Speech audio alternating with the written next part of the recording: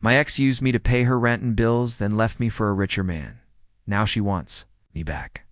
I'm a 27-year-old guy, and I used to believe that true love meant doing everything you could to support your partner. If you cared about someone, you showed up financially, emotionally, completely. That's how I was raised. My parents worked hard, gave selflessly, and stuck together through everything. So, when I met Chloe, it just felt natural to pour everything I had into building a future with her. I was working 2 jobs, one full-time at a logistics firm, another part-time on weekends doing deliveries. I lived modestly, cooked most of my meals, tracked my expenses down to the last cent. Stability wasn't just a goal, it was my anchor. Chloe entered my life like a storm and a sunrise all at once.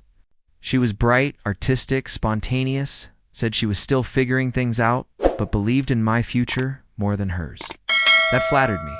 She made me feel seen. I started covering the rent pretty early on. She moved in after 6 months, and I told her not to worry about it. We're a team, I said. I paid the bills, stocked the fridge, and called it our home, even though the lease and every utility was in my name. Chloe called me dependable, the kind of man she'd never thought she'd find. She used to sit on the kitchen counter while I cooked, looking at me like I was her hero. "You're the only one who's ever believed in my dreams," she'd whisper into my shoulder at night. That meant everything to me. Now it's been 2 years. I've been secretly looking at rings online, saving what I can in a separate folder on my laptop labeled someday. Because why wouldn't I propose to the woman I've sacrificed so much for? But lately, I've started to wonder if I'm the only one sacrificing. I used to tell myself that every couple had phases moments where one partner carried more weight than the other. But with Chloe, the phase never ended. By the time we hit our 2nd year, she hadn't held a steady job in over 12 months. She always said freelance gigs were on the way, or that she was in a creative reset. I wanted to believe her. I really did rent. I covered it. Groceries? Me, utilities. Me, her skincare hauls, her Uber trips, her self-care days. Also me. Whenever I tried to gently bring up finances, she'd sit on the couch with her arms crossed and say, "Why are you being weird about money? It makes you sound controlling." The word controlling hit me like a punch every time. I'd immediately backpedal, saying I wasn't trying to pressure her. She'd sigh dramatically, curl into me, and say she just needed 1 more month to figure herself out. And I'd nod, because I thought patience was love. Most nights looked the same. Me dragging myself home after a 14-hour day while she lounged on the couch scrolling TikTok under a blanket. The lights dim, a candle burning, soft music playing her version of recharging. Meanwhile, my back ached from lifting boxes at my 2nd job. "Babe," she'd say without looking up, "can you get Thai takeout? I'm too drained to cook." And like an idiot, I'd grab my keys. My friends started noticing the imbalance. One night, my buddy Mark pulled me aside and said, "Man, she'll ever pay for anything? Even coffee?" I laughed it off. Said she was going through a rough patch. Said I was happy to support her. But later that night, while Chloe slept, his question replayed in my head louder than I wanted to admit. Still, every time doubt crept in, she'd look at me with those wide eyes filled with gratitude and say, "You're the only stability I've ever had." I'd convince myself that was enough, but it was getting harder to ignore the feeling that maybe I wasn't her partner. Maybe I was her provider. I'll never forget the day the first real crack formed, the day I should have listened to my gut, but instead let love silence it. I came home early from my delivery shift because the rain was pouring so hard the roads were flooded. I walked into the building soaked, tired, ready to collapse on the couch beside Chloe. But as I reached our apartment door, I heard laughter and then footsteps. A guy I'd never seen before stepped out of our apartment holding a camera bag. He froze when he saw me, gave this awkward smile and said, "Oh, later, Chloe." Then he brushed past me. My heart jumped to my throat. I walked inside and found Chloe sitting cross-legged on the floor, pretending to scroll her phone like nothing happened. "Who was that?" I asked, trying to keep my voice steady. She rolled her eyes. "Relax. He's just a photographer friend helping me brainstorm content ideas." Since when do you do photo shoots at home while I'm gone? She shot up, her voice sharpening. Wow, so now you don't trust me? I can't have friends now? I remember the sick feeling in my stomach, but I backed down like always. I didn't say that. You just need to stop being paranoid, she snapped. It's really unattractive. And somehow, I ended up apologizing to make it up to her. She hinted she needed new headphones because hers mysteriously broke. I bought them the next day, convincing myself it was a small price to keep the peace. But the shift had already begun. Chloe grew distant, not openly hostile, just gone. She slept in late, barely touched me, barely looked at me. Meals I cooked went cold while she scrolled on her phone. Texting frantically before turning the screen away whenever I walked by, I kept telling myself she was stressed, overwhelmed, maybe insecure about her career, but deep down, a knot was forming in my chest. Something was wrong, and I was too afraid of losing her to face it. It was a Saturday morning when everything finally started to unravel. Chloe had been acting more erratic lately, disappearing into the bedroom to take phone calls, guarding her phone like it held national secrets, and forgetting to come home some nights. I kept trying to convince myself that it was burnout, maybe even depression, and I needed to be patient. But then she vanished for an entire weekend. No texts, no calls, nothing.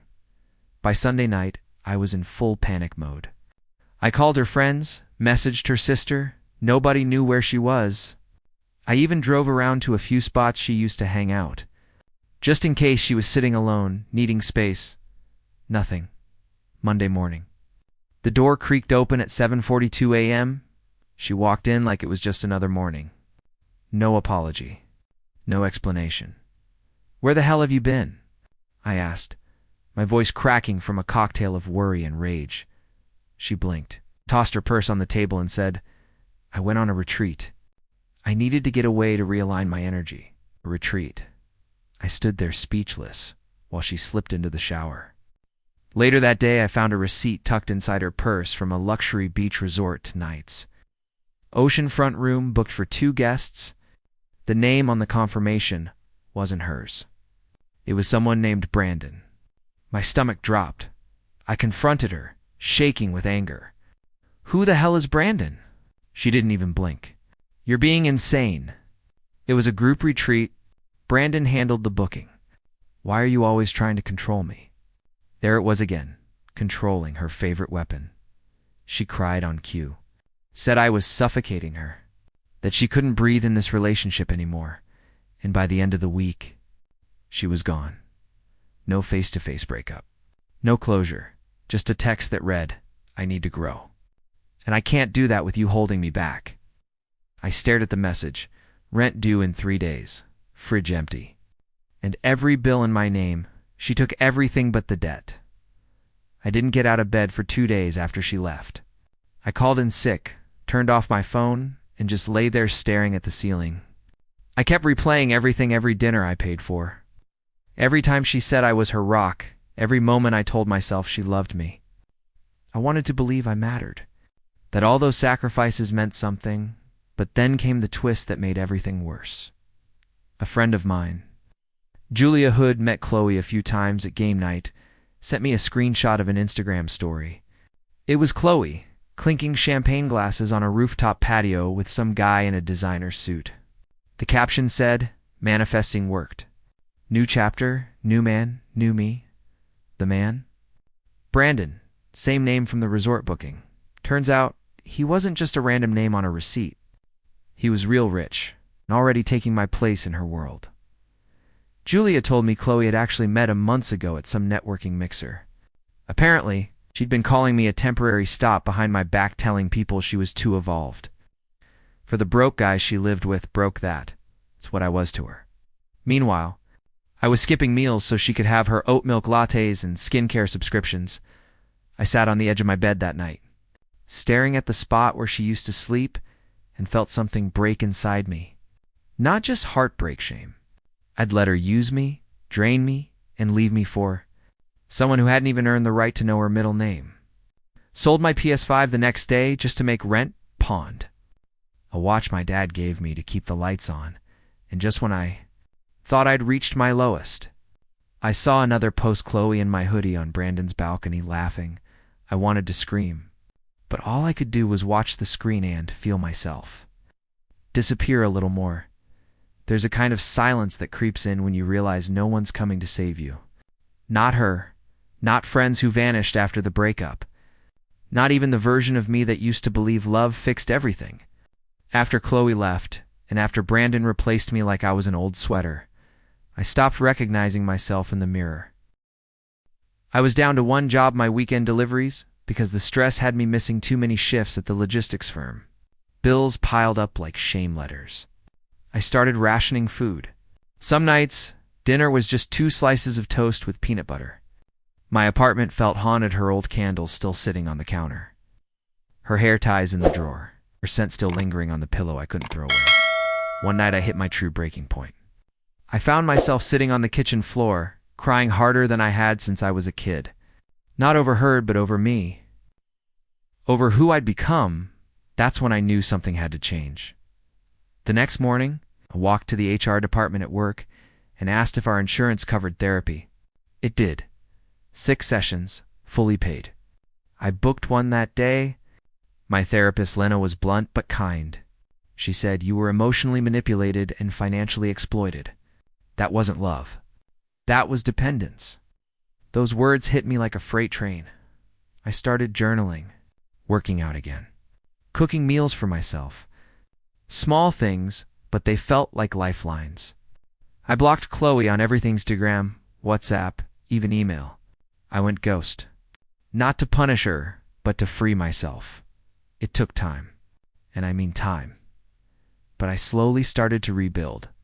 Piece by piece. Painfully, quietly. And one night, sitting in my clean apartment, with soft music playing and real food on the stove, I realized I didn't miss her. I missed myself. And for the first time in months, I was finally starting to find him again. It had been about 4 months since I'd gone completely no contact.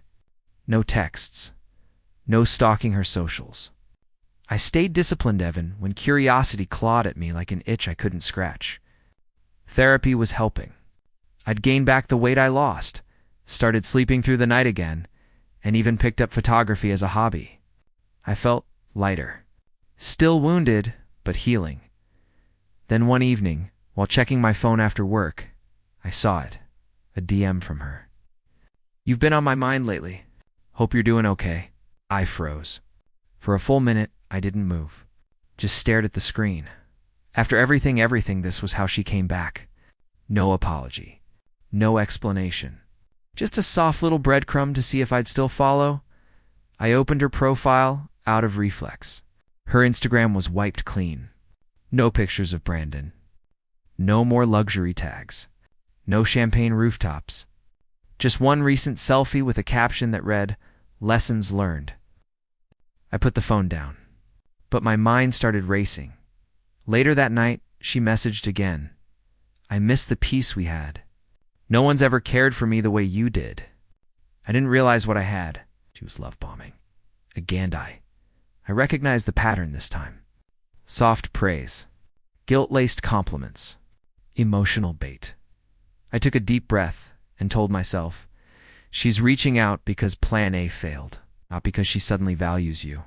The difference between then and now was, I saw it clearly. Still, I won't lie. Part of me wanted to scream at her, to ask why, to demand answers. But a bigger part of me just felt tired, so I sat with it, quiet, no reply, no reaction.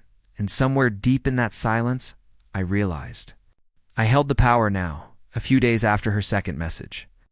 I got a call from Julia, same friend who had sent me that rooftop champagne post. She sounded almost giddy. "Okay, I wasn't going to tell you, but screw it, to deserve to know. Brandon dumped her." "Wait, what?" Julia snorted. "Yep, kicked her out. Apparently, she used his Amex to buy a designer bag without asking. She tried to call it a miscommunication. He didn't buy it." Surreal. The woman who called me controlling for asking about rent got dumped over a handbag and a lie. Julia said Chloe was back living at her mom's place, working a part-time retail job. Her stories went from yachts and cocktails to cryptic quotes about growth, healing, and people only loving you when you're useful. I should have felt vindicated. I didn't. I felt calm. A few days later, Chloe messaged again. This time, it was long paragraphs. She said she realized she was immature, that she'd taken me for granted, that Brandon never understood her the way I did. She told me she wanted to start fresh, that she's been doing a lot of inner work, and that she missed feeling safe. I stared at the message for a long time. The irony wasn't lost on me. She called me safe now, that the danger she chased burned her. I agreed to meet but not to reconcile. I wanted closure, not connection. I told her we'd meet in public, neutral ground one time. She replied within seconds. Yes, I'd love that. I just want to talk. That weekend, I sat across from her at a cafe. She walked in wearing makeup, heels, a too bright smile like nothing ever happened. She sat down, leaned forward and said, "You look amazing." I looked back, nodded politely, and said nothing. I didn't feel angry, or heartbroken, or even bitter. I just felt like I was staring at a stranger, and somehow that hurt less than I expected. We sat at that tiny cafe table for 20 minutes before she realized I wasn't here to play the role she remembered. Chloe kept trying to steer the conversation into familiar territory, laughing too loudly, reminiscing about inside jokes, brushing her hand across the table like old times. But I didn't bite. I just sipped my coffee and watched her squirm beneath the silence. Finally, she leaned in and said, "I've really changed, you know. I've been reflecting, doing yoga, journaling. I've grown." I nodded slowly. "That's great. But I didn't come here to hear about your yoga routine." Her smile faltered. "Then why did you come?" I set down my cup, because I think I deserved a real goodbye. One that wasn't a text calling me a burden after I paid your rent for a year. Her face flushed. "I never called you a burden." "Yes, you did," I interrupted. "Not with the word. With your actions, with how you left, with how you treated me like a placeholder until someone richer showed up." Her jaw clenched. "You're still bitter." "I thought you'd grown too," smiled. "I did grow. That's why I'm not letting you back in." She folded her arms, the mask slipping. "So what, this is revenge? Some power play?" "No," I said calmly. "This is me realizing I don't owe you anything. Not kindness. Not comfort. Not a second chance." The silence between us grew thick. She blinked fast, like she might cry, but no tears came. "You've changed," she whispered. "Yeah," I said, standing up. Turns out pain does that to a person. I dropped a $10 bill on the table and turned to leave. Behind me, she said, "You know, you're not the only one who is hurting." I paused. But I didn't turn around. Some things don't need a response. A week after that cafe conversation, I got a call from Julia again. She'd seen a Reddit thread I'd posted anonymously months back, just venting about being used in a relationship. How financial abuse can be invisible until you're drowning in it. Somehow, it had blown up. Thousands of upvotes. Hundreds of comments from people who had been through the same thing. She said, "Dude, this story. People need to hear it. You should talk about it publicly." I hesitated. I wasn't looking for attention. But there was something healing about knowing I wasn't the only one. About realizing that what I went through wasn't just embarrassing, it was common. And maybe talking about it could help someone else catch the red flags earlier than I did, eh? Local podcast focused on emotional recovery and financial literacy reached out to me. They wanted to interview me. I almost said no. But then I thought about how long I'd been quiet. How long I'd let myself be embarrassed for being kind, for loving too much. So I said yes. The episode went live a week later. I talked about Chloe without naming her. I talked about the guilt, the gaslighting, the shame of watching someone you love treat you like a backup plan. The messages started pouring in, men and women who said, "I thought I was the only one." It felt freeing. Chloe saw the episode. Of course she did. She sent one more message. a long one. Said I misrepresented her, said she was trying her best, and that I should have spoken to her first. I didn't. Reply, not because I was angry, because I was finally done with guilt, with shame, with carrying stories that weren't mine to protect. For the first time, I felt like I'd taken something back, not revenged my voice. It's been over a year since. Chloe walked out, and even longer, since I stopped letting her live in my head rent-free. These days, my life looks nothing like the hollow shell I used to come home to. I've moved into a new apartment, smaller, quieter, but it's mine. Every inch of it feels like peace. No scented candles, masking tension. No unspoken resentment curled up on the couch pretending to be love. I started a side business, photography of all things. What began as a hobby to distract myself became something I actually enjoy. I shoot engagement sessions, portraits, sometimes even small weddings. The irony isn't lost on me. I photograph couples in love, and yet I've never felt more at peace being alone. I'm dating again, cautiously, intentionally. This time, I don't confuse love with rescue. I don't fall for pretty words or sob stories dressed up as vulnerability. I look for kindness, effort, and balance. And when I feel like I'm giving more than I'm receiving, I listen to that voice in my gut, the one I used to ignore for the sake of keeping the peace every now and then. I'll see Chloe view my Instagram stories. She doesn't follow me, but I see her name pop up. Curious, quiet, still watching. I never block her. I don't need to. That part of my life doesn't hurt anymore. It just feels distant, like someone else's story I used to carry. I still keep the old hoodie, the one she wore in that balcony photo. It's not because I miss her, but because it reminds me how far I've come. From being someone who begged to be seen, to someone who no longer waits for validation. I don't hate her. I don't love her. I simply outgrew the version of me that needed her. And that's the real win. One quiet Sunday morning, I sat by the window of my new apartment, sunlight pouring in. A cup of black coffee in hand, and I felt something I hadn't felt in years. Stillness. No, not in my stomach. No second-guessing my worth. Just silence, and me, finally okay with it. That's when I decided to write the letter, not to her, but to myself. I wrote it like a eulogy for a version of me that died during that relationship, the man who bent until he broke, who mistook sacrifice for love, who let guilt tie him to someone who only took.